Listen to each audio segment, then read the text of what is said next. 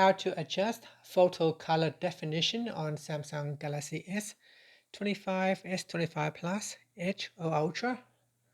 First, tap on the home button to return back to the home screen. Now from the home screen, open up the Picture Gallery app. Next in here, tap on Pictures, and then we scroll down and select a photo that you would like to adjust. For example, this one right here. Then tap on the Edit button. Next, we tap on the Tone button down here, and then swipe across and select Definition. Now at the bottom here, there is an adjustment bar.